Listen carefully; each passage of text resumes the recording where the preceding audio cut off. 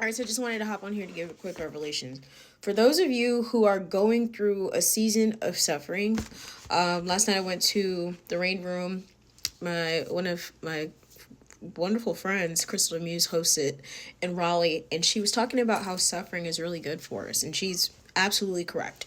Suffering, people feel like, oh, when you're in a season of Job, and if you don't know what that is, Job in the Bible lost everything, and the devil wanted to test whether or not he was faithful to God, but through it all, he still was faithful to God, because God was like, all right, go ahead and try him. So Job lost everything. He was so wealthy, he lost everything.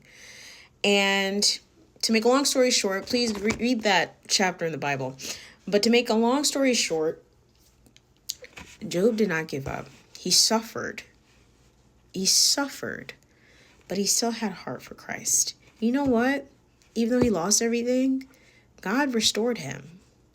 And I had a revelation the other day. Oftentimes, when we go through this season of suffering, we feel like, oh man, we're losing everything. It feels like the walls are caving in. The reality is, when you are called to a higher place and you're called to be of new, you're going to lose everything that does not align with that purpose. You're going to lose it. You're going to lose it. Why? Because you're in a refining fire. Now, only the things that are pure, good, and of Christ are going to be in your life. Things that are of the fruit of the Spirit, things that are actually good for you is going to be given unto you. So all the things that your flesh and the things that your old self is used to, you are now losing because you made the conscious decision to now live a new and better life.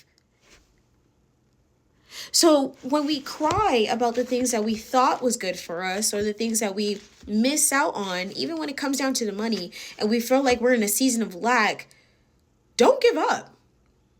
I actually am glad in that. Be glad in that season of suffering, because there are things happening. There's character development that's happening. You're developing a new character. Okay? There's character development. Stay with me now. You will be grateful to have plenty. If God can trust you with a little, you will have plenty. You will also seek first the kingdom. You won't care about the superficial things in life, because you know that they will come and go. That's a good place to be in. I'd rather be spiritual mature. I'd rather not be superficial, so I can actually take hold of the value of the things that matter the most, which is the things that we are very rich in: health, emotional stability, sense of self, so many other things that are not materialistic. Focus, please focus. And then to finish this, a secure place here in the Bible, I'm going to read it. Psalm 62 verse 5. Yes, my soul, find rest in God. My hope comes from him. Everything should come from him. Let go. Let go of all of the hardened heart. Allow your heart to be softened unto him, and he will add many unto you. That's it, and that's all. Look at this, Psalms 95, first thing I land on.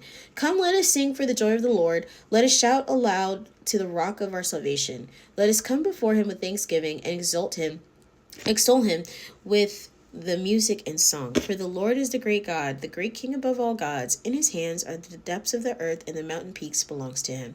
The sea is his, for he made it, and his hands formed the dry land. Come, let us bow down and worship. Let us kneel before the Lord our Maker. For he is our God, and we are his people of his pasture, the flock under his care. The flock under his care. Here's the next line. Today, if only you would hear his voice, do not harden your hearts as you did at Meribah, as you did that day at Massah and in the wilderness, where your ancestors tested me and they tried me, though they had seen what I did. For 40 years I was angry with the generations. I said, they are a people whose hearts go astray, and they have not known my ways. So I declare on oath in my anger, they shall never enter my rest.